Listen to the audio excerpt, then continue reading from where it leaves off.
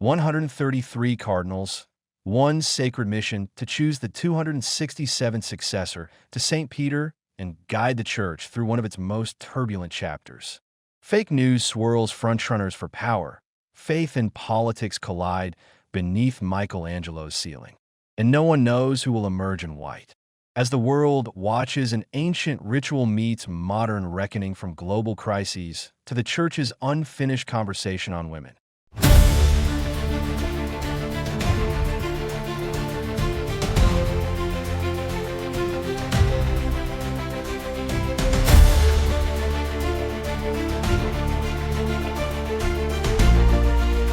The white smoke will soon rise again over the Vatican.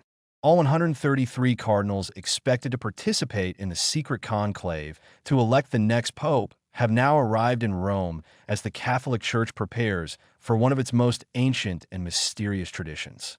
Behind the closed wooden doors of the Sistine Chapel, these princes of the Church will soon begin the solemn process of selecting the 267th pontiff. Following Pope Francis's death on April 21st at the age of 88, the formal 9-day mourning period has ended, and attention now shifts to this gathering of profound spiritual and global significance. With 1.4 billion Catholics worldwide watching and waiting, the conclave will begin on Wednesday afternoon. It's a process which, for me, is far from concluded. Far from concluded. British Cardinal Vincent Nichols, participating in his first conclave, told Reuters. The term conclave itself comes from Latin conclaves, meaning with a key, referring to the centuries-old tradition of locking cardinals away until they reach their momentous decision. Each day will see up to 4 rounds of voting, with the cardinals requiring a 2/3 majority to elect the new pope. The signals to the outside world remain beautifully analog. In our digital age, black smoke from the chapel chimney means no consensus has been reached. White smoke, created by burning a special mixture of potassium chloride, lactose, and conifer resin, announces to the world that a new pope has been chosen. The challenges facing the next pontiff are formidable. The Church contends with declining attendance in the West, ongoing sexual abuse scandals, and tensions between modernizing reforms and traditionalist values. Perhaps most significantly, the new pope must navigate what it truly means to lead a global church in the 21st century, as with any high-stakes election.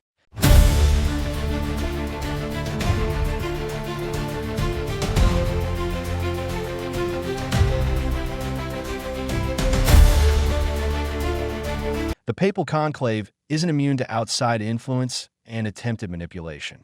In an age of social media and instant communication campaigns to sway, the outcome began within minutes of Pope Francis' death. From the right and from the left, fake news about possible popes is going wild, wrote Paolo Radar, a Vatican commentator for RSI. Swiss radio and television point to particularly brazen attempts to sabotage leading candidates have already surfaced. False reports circulated claiming that Cardinal Pietro Parolin, a frontrunner, had suffered a health scare requiring medical treatment. Reports the Vatican quickly denounced as totally false. Italian media described this as a clear attempt to poison the 70-year-old cardinal's chances. Meanwhile, a 6-year-old video of Filipino Cardinal Luis Antonio Taguba singing John Lennon's Imagine resurfaced on social media, with conservative Catholic sites questioning, "Is this who we want as Pope?" His supporters countered that he had only sung an abbreviated version, excluding the more controversial lyrics. Despite these external machinations, the cardinals themselves seemed genuinely undecided about their choice. The daily pre-conclave meetings currently taking place, called general congregations, allow individual clerics to present their vision for the Church's future, and these speeches can prove pivotal. My list is changing, and I think it will continue to change over the next few days, Cardinal Nichols told Reuters. Cardinal William Dosing Chai was equally forthright. "It may seem strange, but we really do not know. We have not yet begun a vote, so we don't know. The game is still going on now."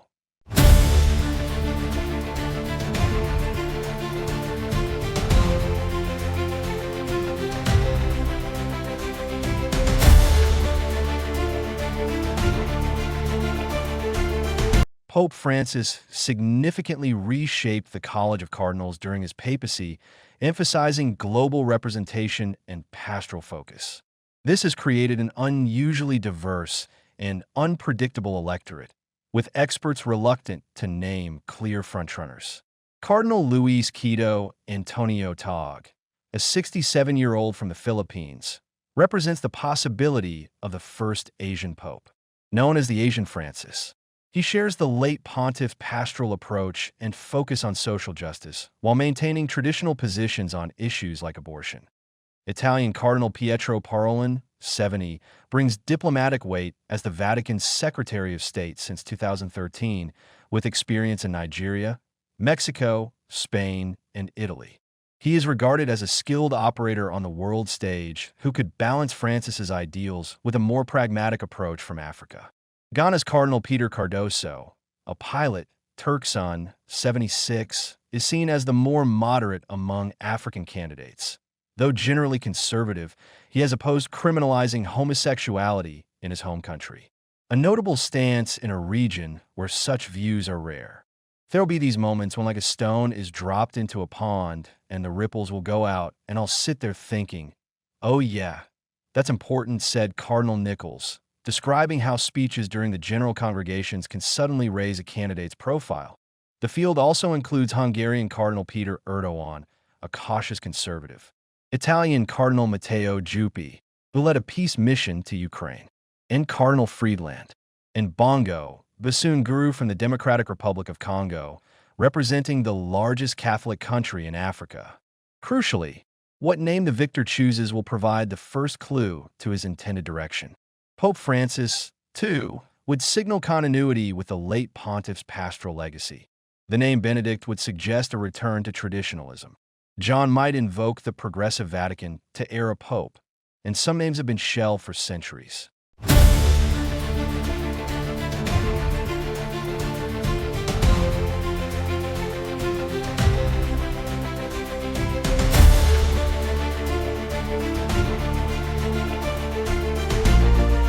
When Pope Francis was elected in 2013, he faced persistent calls to expand women's roles within the Catholic Church.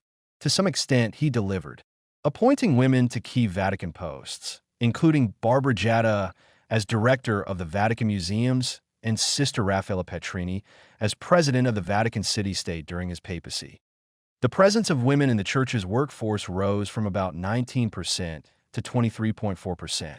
Yet for many observers, these were merely cosmetic changes that sidestepped the most contentious issue: women's ordination as deacons or priests. It feels like he unlocked the door but didn't fully open it, said Kate McKelwey, executive director of Women's Ordination Conference Call. Now, as an all-male conclave prepares to elect the next pope, the stark gender imbalance in church leadership is impossible to ignore. While some cardinals remain firmly opposed to expanding women's roles, others recognize that practical realities may force the issue. Sabina Pavone, a professor of history of Christianity, said the church has already changed. Women already run the show in many areas of the world, from managing parishes, supporting local healthcare systems, and teaching. While fewer men are entering the priesthood in most places, whether the next pope will build upon Francis's incremental changes or roll them back remains one of the most significant questions hanging over this conclave. For many Catholic women, the issue isn't just about equality. It's about the very future of their faith community.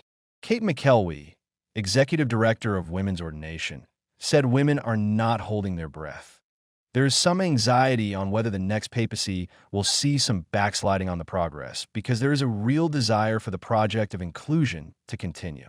As cardinals process into the Sistine Chapel on Wednesday beneath Michelangelo's magnificent frescoes, they carry not just the weight of tradition, but the hopes and fears of millions of Catholics worldwide, half of whom are women, watching a selection process from which they remain excluded.